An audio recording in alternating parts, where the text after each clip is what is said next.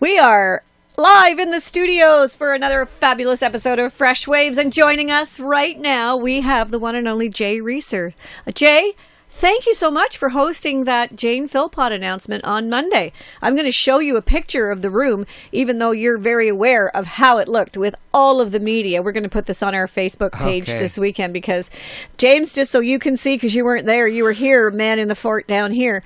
Wow, I wish I was there. Pandemonium. That is awesome. It was a great day. I don't think I've ever seen so many cables in my life. So it would be really fun to figure out how many feet of cable was used to connect all of those media guys, because there were so many of them. There was a lot there. I've got a photo of all of them lined up there. It was pretty amazing. Yeah. If we'd asked Mike who did the sound, he would tell us. Yeah, Mike of Mike's Most Excellent. And he did a wonderful job, because it's a tough job, you know, herding cats like that, because they all are individuals with their own mandate from their own stations to get the best position, to get the best feed. And let me tell you, I met a lady, I'm not going to say her name, so I don't want to embarrass her, and she's definitely an older member of the community, and she wanted a seat up front because she wanted to see. She was there first, and she's wearing her little white baseball hat, and the reporters kept stepping in front of her. And one of them bent down, and she says, "You better keep on going down, because I've been here first." And then they were squatting in front of her, and she tapped them on the shoulder at one point, and she says, "You know, I'm a little claustrophobic." I think Give me some space. She says, "You know that word. I'm not very comfortable with you sitting here. I can't even move my feet." And he didn't. He kind of gave her a look and then stayed where he was. So she gave him a little bit of a shove. It was really quite funny. Wow. I mean, we were packed there first. Yeah. And then as we were sitting there, most people, the media, especially the guys with the cameras, were coming to get in front of us. And a couple stood right in front of us. And finally I said, "You have just stood in front of two people, and I know that you're aware of that.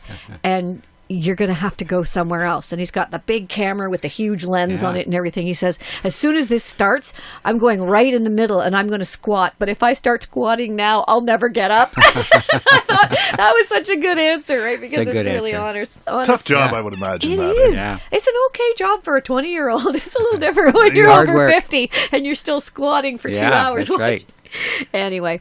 It was a nice great day. event. It was a nice day. Jane did a good job and trying to explain her situation, and so glad the weather was as good as it was. It was amazing. The weather was fantastic. Yeah. Otherwise, we would have not been able to handle people like that. But it was a great day.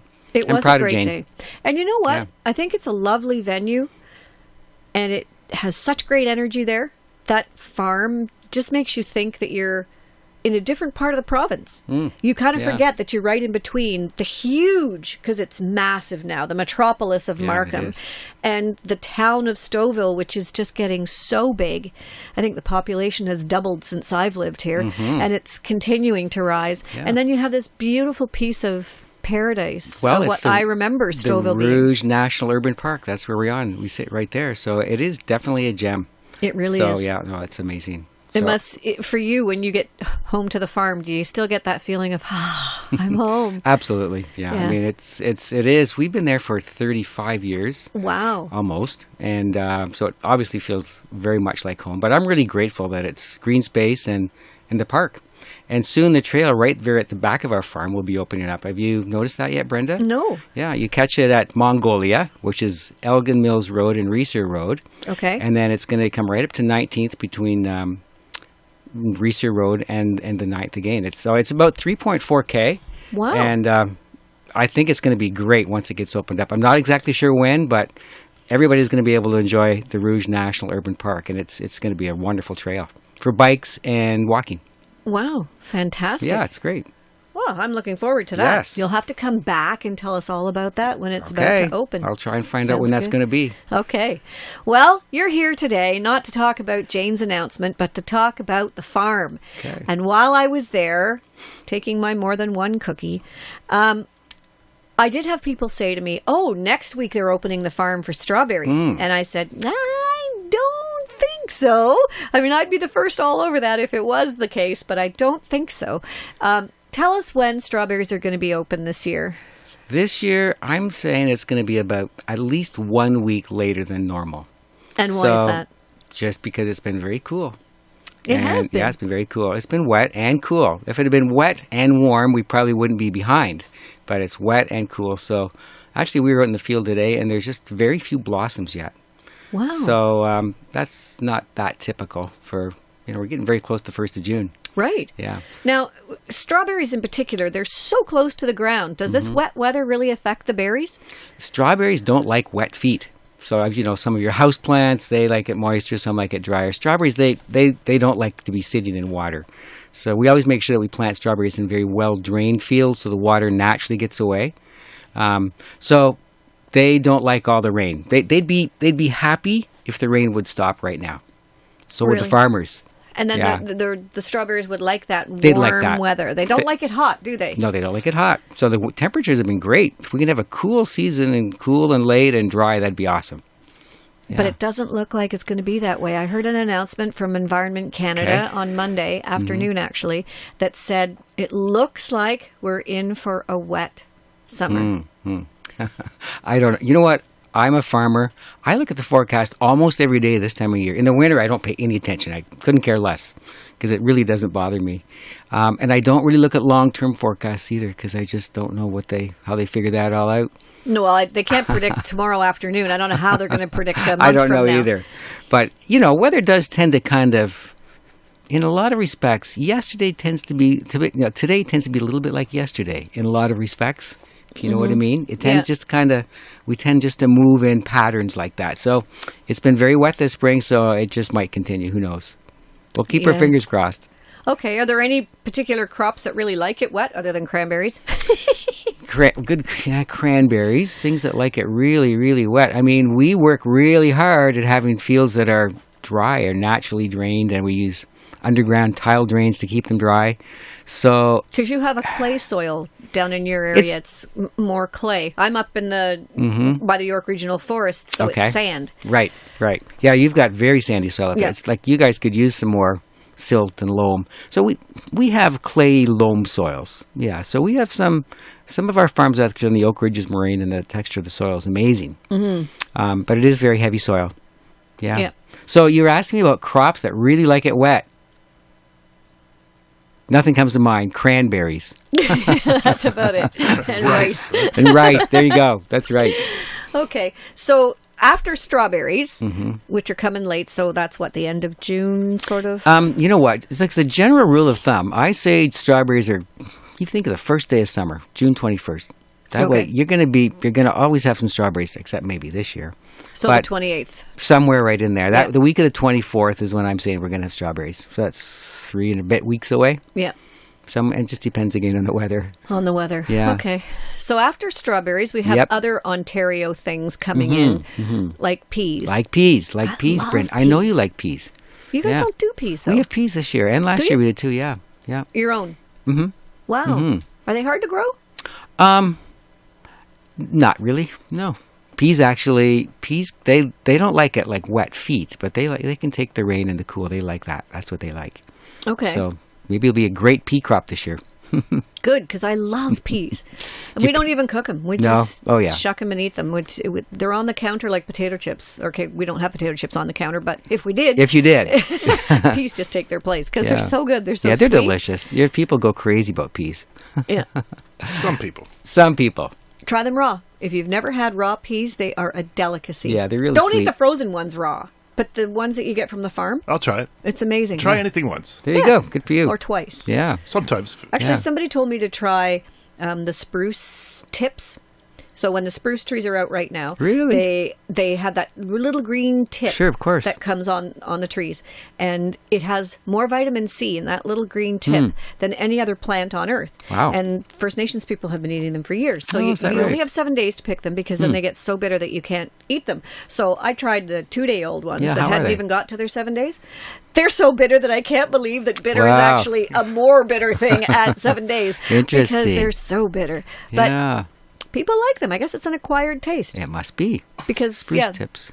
The holistic nutritionists among us say that that's one flavor that we as a society are starting to lose is bitter. We don't have as much bitter in our diet as we used to. And your body always wants the taste of something bitter. It Interesting. likes the 4 flavors. And Okay. yeah, so That's anyway. curious. Yeah, I wouldn't go out and just be picking off people's spruce trees, but if you know that it's your own and it just came out, then give it a try. Why not? Maybe if you eat all those spruce tips, it'll cut back on the spruce budworm. If you're eating the worm. You're watching. What is Okay, that? What is that, Jay? Spruce budworm? Yeah. Well, he's a guy that likes to eat the tips of the growing point of the spruce trees. So- Maybe he likes his bitter. Maybe. So Yeah. it's killing them off? Is that Well, it? It it has can. in the You past. can set them back. You can set Yep. the trees back. But we've actually had it, and the trees have survived. So Good. Oh, yeah, good. yeah. Yeah, it's scary. There was a bug going around killing all the birch trees for a while. I don't Yep. know if that's still Right. in It's blight. existence. Yeah. I love birch trees. Yeah, they're that lovely. would be a shame to see. Yes, it really would be. You're right. Do blights and bugs like that actually attack the crops nowadays? Oh, absolutely. Yeah. Um, Sometimes you see the worms in the corn. I don't mind. I figure if the worm Sure. likes it, then I will too. Yeah. It means it's sweet and it was attractive, and then the bug comes on. But you don't want it that's eating everything. No, that's for sure. So yeah, pest control is a ongoing and increasingly challenging issue. That's for sure. Mm-hmm. Yeah. I'll tell you what I did at home. What'd you do at home? Diane Ward will laugh. I decided that if I was up at the cottage for a couple of weeks and I couldn't be tending to the garden, if I had the potato bug, you know, the ones Yes. that come on potatoes, and I had a whole row of potatoes, then it would just eat the whole row. So I figured, well, what if I just spread them out all over the place? You know, I'm still digging potatoes up that I didn't know were where. It's like a treasure, right? I'll turn the Did you soil write a over and go, hey, look at that, it's a potato. Did you have a map locating X? Did it work? I should have and it was a disaster because I couldn't find the potatoes because all the weeds grew around them, and I didn't. Yeah. You know, I said to one of my friends who has a huge vegetable garden, I said to him, "So, how do you know which is the vegetable and which is the weed?" And he says, "The vegetables are the ones in the straight little rows." Oh, well, okay. There's Yeah, that. There you go. Anyway, so what else comes after peas? Because peas are kind Typically- of in their own little category every year. They're sort of really earlier than Yeah, everything else, earlier. right? We like to try to have peas right with strawberries. It's typically like halfway through or 3/4 of the way through the season. Then green beans, Yeah. early green beans, and then after that, sweet corn.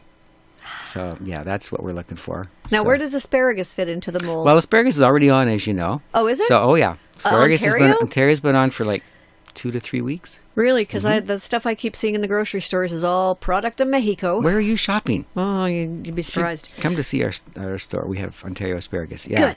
And I think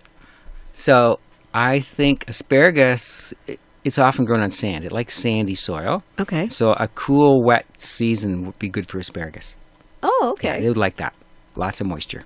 Wasn't that So good? that's good. So there should be lots Should of be a good great asparagus crop this year. I would say so. Okay. Yeah.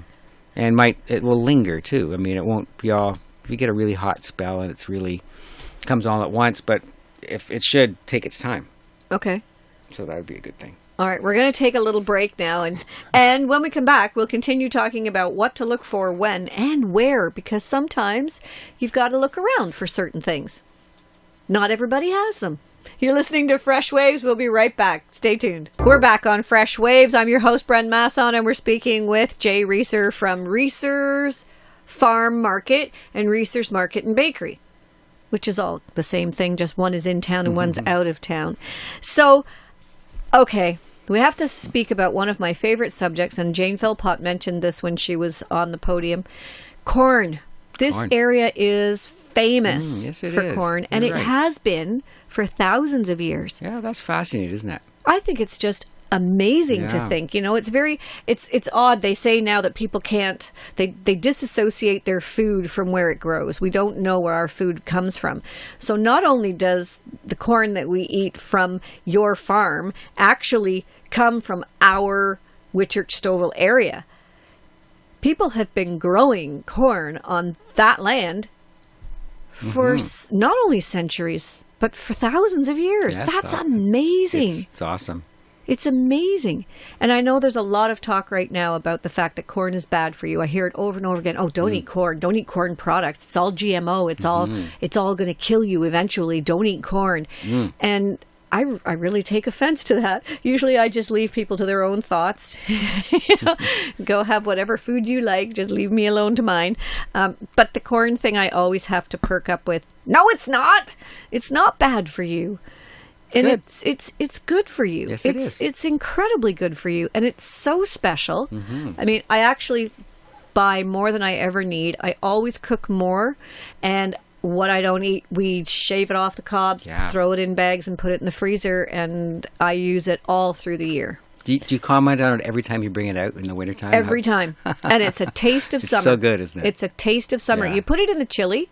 I love it in chili. Oh, it'd be good, yeah. And it's got a pop to it. It's fresh. It really has, it's just wonderful. Love corn. You were talking about GMO and sweet corn. There's not very much GMO sweet corn grown in Ontario. You can buy it, but most Ontario growers, they don't bother with it just because they know that their customers don't really want it. Right. And so they don't grow it. So we don't grow any genetically modified sweet corn. So now the sweet corn that we have is definitely newer varieties. Oh, for sure. And they come from grafting, where you take plant breeding. Yes, plant breeding. Right. And that's been going on for hundreds of years Yes, it as has, well. exactly. I mean, that's nothing new. Well, probably thousands. Yeah, that's taking the sweetest of this crop and blending it with the sweetest of this crop. And look, now we've got white and orange on the side, or yellow. That's just plant breeding. Yeah. So that's been going on. You know, it's really picked up steam the last 15, 20, 30 years in terms of the sweet corn varieties. But yeah, that's been going on for a long time. Now, I was talking to you last year, just at the farm, not on the radio, about the different varieties.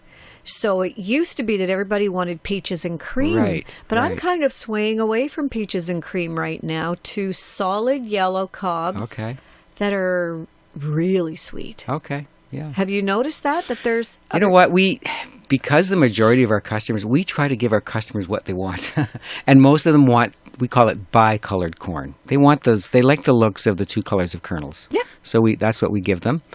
There are other varieties that are straight yellow, but like from my knowledge, most of those varieties, they're just, the difference is they're yellow instead of just white and yellow. So there's really not too much difference in them. So we do get some demand for just straight yellow corn. But mostly, Brenda, it would be, I want corn like I used to get when I was a kid back on the farm. And so those would be what are called just SU corns. They don't have the super sweet genes in them that they're bred into them. And so that is that cob. And remember we used to say, I'm going out to the garden, I'm going to pick some corn, but before I go, I'm going to boil the water. And when I come back, I'm going to pop that corn right into the boiling water. Well, that would be like just a regular sugar corn. And you know what? If you didn't get that corn boiled and eaten pretty quick, it got starchy quickly. Yes. But it's still kind of got a nice, if you get it eaten really fresh, it's really good. But it's so difficult for everybody to get corn that fresh. You have to eat it within the first half a day. I remember going to the Kinmount Fair back in the day, and it was always the one at the end of the summer, and then the Markham Fair is in October. But the Kinmount Fair always had corn on the cob, and then local farmers would bring it in. Okay. And it got better as the years went by, because like you were saying, when I was a little kid, that corn would always be really sticky when you were eating it, and you would really chew in it to get it down. And now it's just popping sweet crispy. Yeah. All plant breeding. Yeah. So it does stay a little... it stays fresh much longer. Fresher, yeah. Yeah, absolutely. Yeah. So, it can be days, weeks, it's still delicious. Yeah. I won't buy it from the supermarket, so I always buy my corn from farms and farm markets. Yeah, good. Because that just is my thing in the summertime. I like the trip out to the farm. I find it very relaxing, and I find that, you go to the grocery store and you do your own staple shopping, whatever, but... You know that $10 rule. If every household in Ontario spent $10 of their weekly grocery money on local produce, it would put $2.7 billion into the local economy. Wow. That's jobs for your friends and family, Yeah. And it's the spin-offs of the local markets, the people that you hire, so they have jobs. And then the people who, do catering and are hunting out these good things. Yeah, no, that's a good point. Yeah. Well, the ag industry is really a big industry in Ontario, that's for sure. So, and I think the farm markets and the local farmers markets, those all really help. Thank you, Brenda, for being our customer. Oh, I do it all the time. I'll support you guys 100%. And thanks for supporting the show. You guys have been supporting this show now for 7 years. Okay, well. Giving us muffins on Wednesday morning so that we can have something nice to nibble on and our guests enjoy their time here. And How I were think they it's really today? nice. Oh, terrific. I had the apple cheddar and you had morning glory, didn't you, James? I'm still working on mine. It's hard for me to get around to having it, but that'll happen at noon. One of my favorites, too. Yeah. So, okay, back to corn for just one Yep. more second. What is cattle corn then? Well, Or farmers what they call cattle corn? farmer would it's referred to as grain corn or field corn. So it's you could eat it too, Brenda. But it would be it's bred for different purposes. It's bred mostly to feed cattle or to feed chickens. Do they like it sweet, or would they prefer something? Oh, that's- I'm sure they'd like it sweet too, but it wouldn't yield anything. So they have Right. farmers have to plant corn that yields well so that they have some return. So chickens, hogs, a lot of corn is grown for the 15% ethanol or 10% ethanol in our cars here in Ontario. So that takes a lot of local corn that's grown around here goes to that too. So it's bred differently, and it's bred for strong stalks and high yield, so that farmers get a return. Now, I used to see the cornfields being cut every fall. Now, Okay. more and more, it seems that the corn is not being cut in the fall; it's being cut in the spring. Maybe what you're thinking of, back in the day, farmers used to cut the corn off for silage Oh, okay. and put it in the silo for their dairy cows or their beef cows. But there's not very much livestock in our community anymore. It's mostly all there's still lots of corn grown, but that corn it's combined. So meaning it's in the fall when it's mature and it begins to get dry.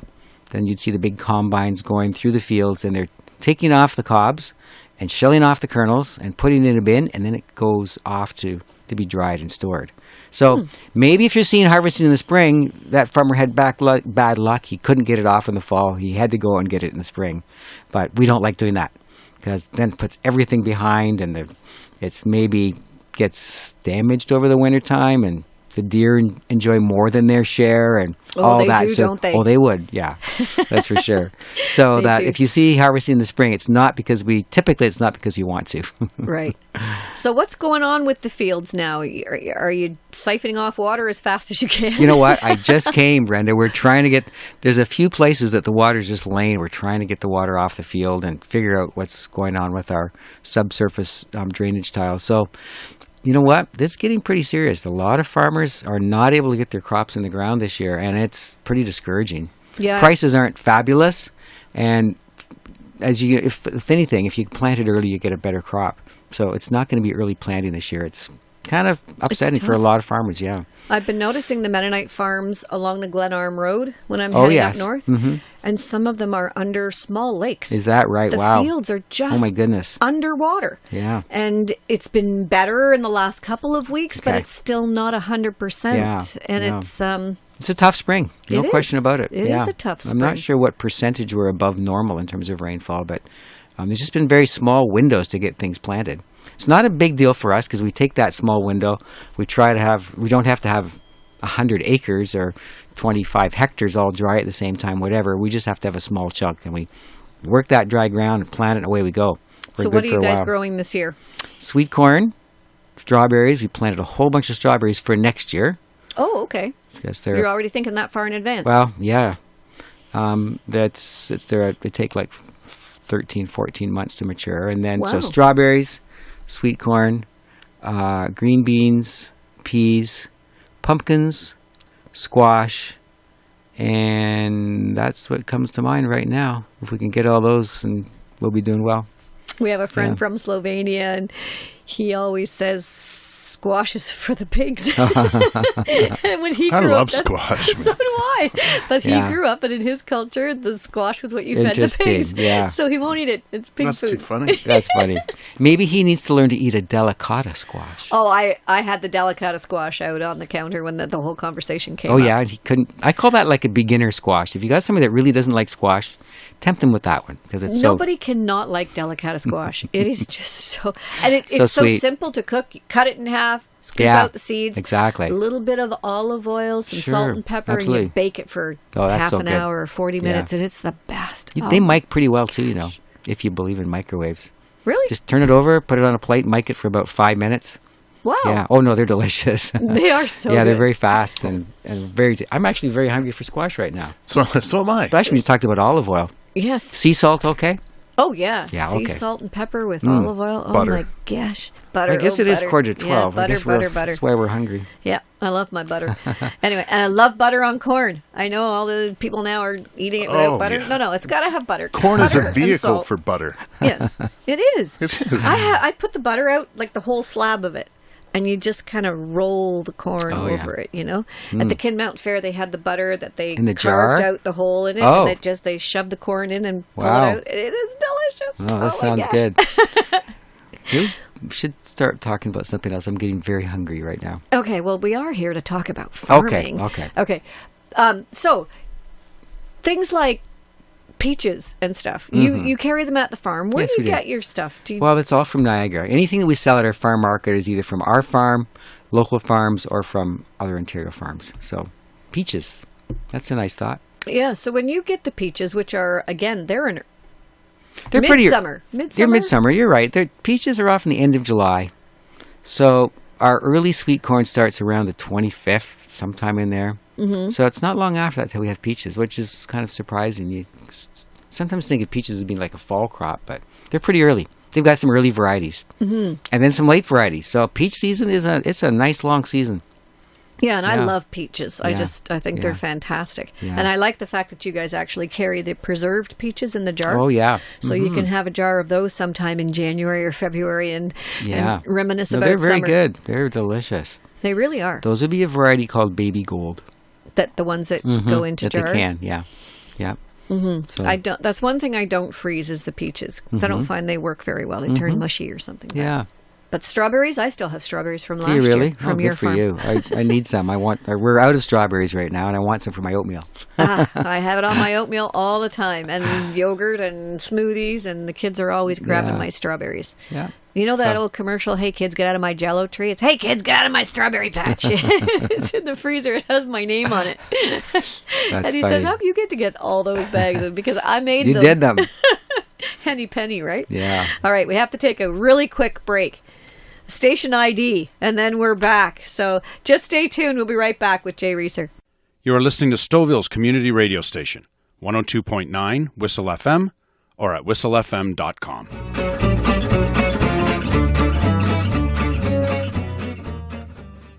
We are back on Fresh Waves. I'm your host, Bren Masson. We're speaking with Jay Reesor from Reesor's Market and Bakery and Reesor's Farm Market.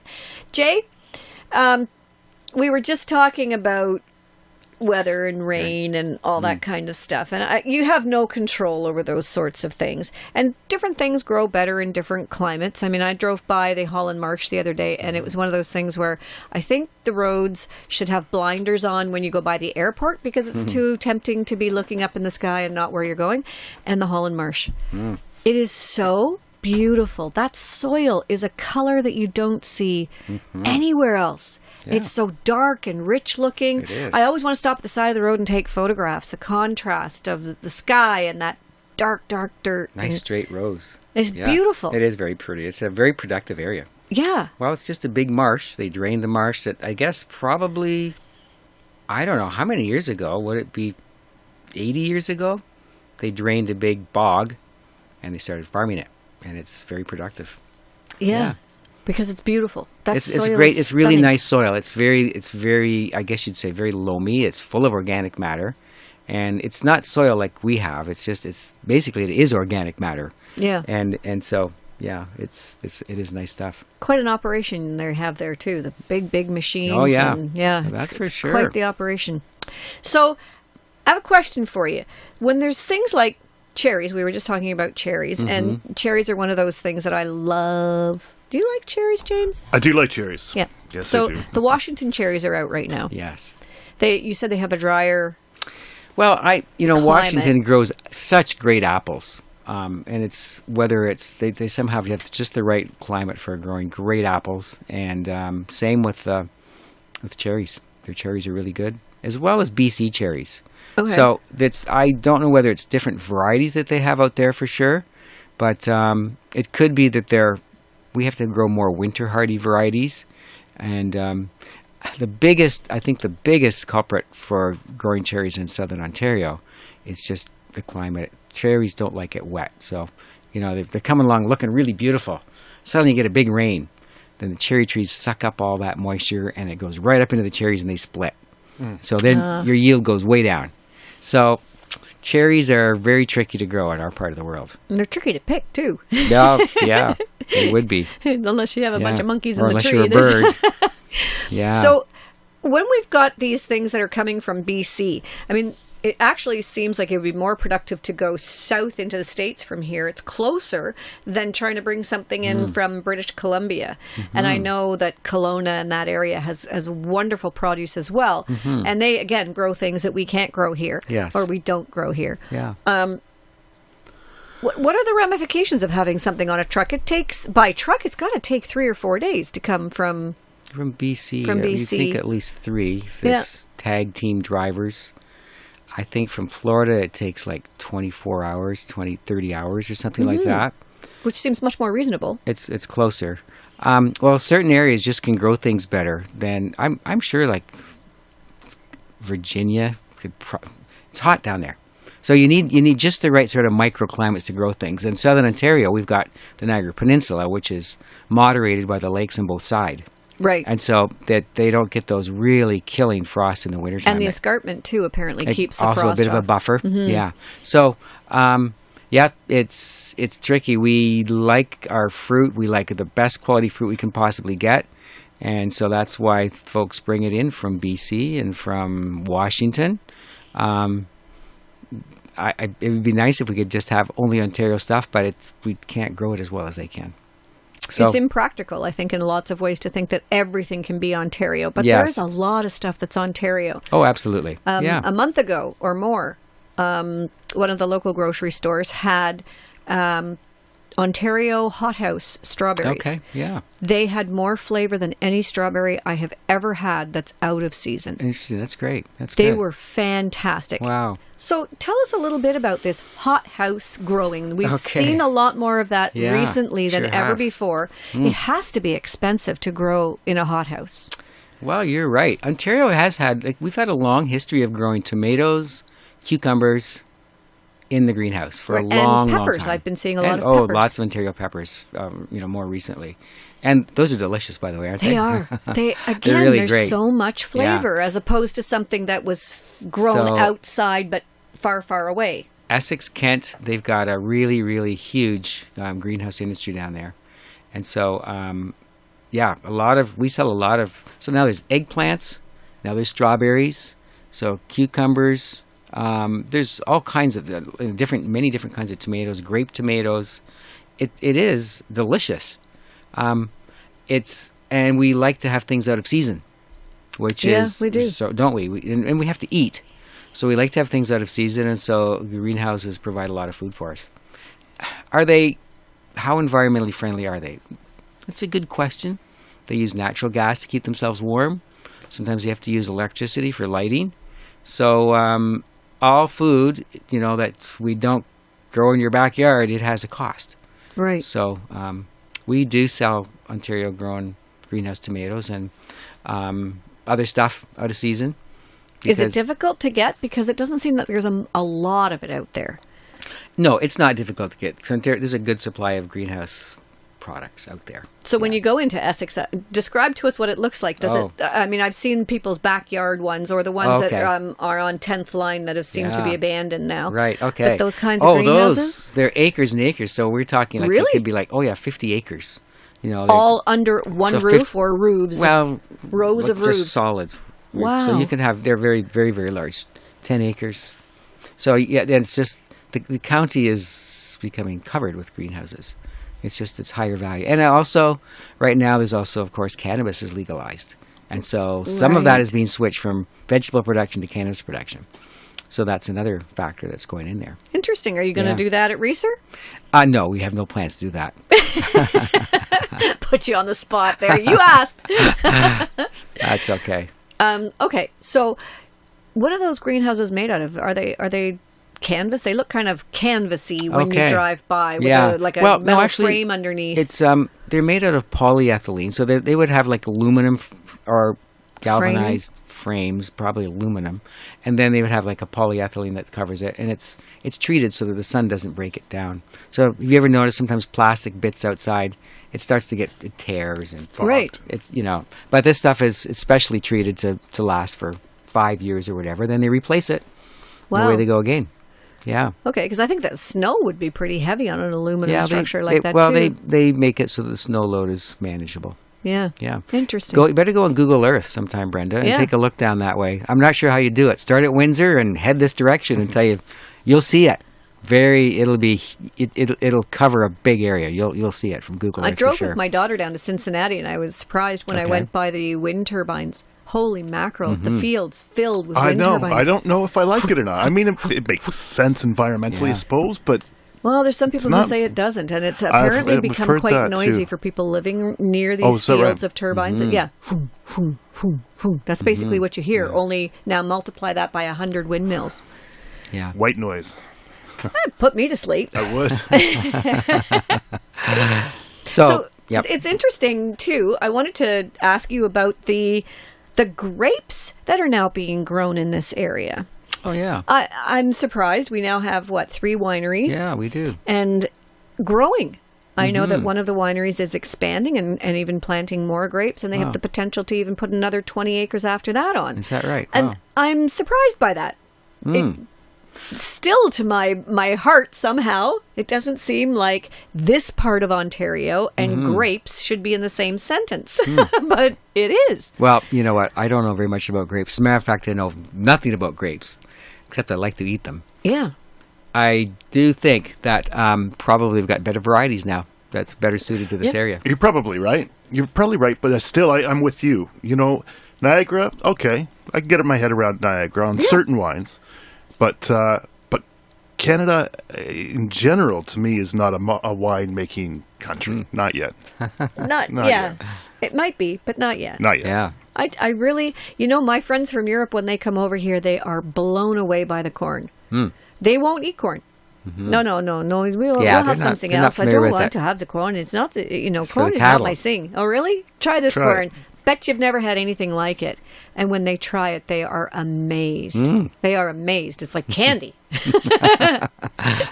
Well, yeah, I like a lot of Ontario produce. Garlic, of course. I know chefs from all over the world seek out Ontario garlic as one of the best garlics in the world. To the point where Carnarvon now has the largest garlic festival in Canada is in Carnarvon, Ontario. Yeah, wow. And it's fantastic. Yeah. You should go up there and take a peek one day, Jay. I don't know what direction to go to Carnarvon. Just outside of Haliburton. Okay. Yeah. And then in August, I'll let you know when the date is. It's in August, and they have a fantastic garlic festival. They bring in garlic from all over Ontario, and it's amazing. Oh, lovely. I hear about people that go up to the north in the summer, but that's just not been in my You're a farmer. You can't leave. I just don't seem to be able to get to do that. And that's another thing. How do you ever leave? Oh, it's the wintertime. You just have to go for a winter vacay. Yeah, we do our best to do that. Yeah. Or in the fall sometime after things have kind of calmed down a bit. Now, when do things wrap up in the fall, usually? When the market closes. So for me, it's November 5th, something like that. Right after. Well, you stay open just past Thanksgiving? Just past Halloween. Just past First Halloween. Saturday after Halloween. Then we close up shop. And we're so glad we do because it starts to get snowy and cold and it's cold out on the farm. Oftentimes we'll have one or 2 snows before the market closes. It's chilly. It's a happy time. In that open space. It's very chilly. It can be very chilly. Yeah, we get the old wood stove going and we gather around the wood stove and try to stay warm. But that's when we close up. But we're not talking about that now, Brenda. We need to talk about summer. We got to get summer first. I know. We've just been doing summer, though. We've got peas and carrots and all kinds of fun things. Do you guys grow potatoes? No, that's another real specialty crop. They grow them up. They grow them up closer to where you live, up in the sand. Yeah, Simpsons grow nice potatoes. Oh, right, the one at Davis Drive in 48. There's a big place there. Yeah. Mount Albert, they grow potatoes up there. Huh. Because the soil is lighter. Right. Lighter, more sandy. So, yeah, they can grow nice potatoes up there. Carrots, do you guys do? Nope. Again? Our soil is not great for carrots. It's just, it's too, it's a little too much clay. Better in the marsh or in your sandy soils. because it's got a long root and it needs to go down, and it doesn't want to find anything hard. If it goes down and finds something hard, it's going to go crooked. Not good. Oh, that's why they have crooked carrots. Yeah, just found something hard. It hit a stone. And goes around it. It goes around it. Yeah. Isn't that cool? Did you know that, James? You're smirking like you got some secret there. No. I was just thinking of something else. But yes, I did kind of know that. I didn't. That's so cool. Oh, there. Good. I'm glad you learned one thing today, Brenda.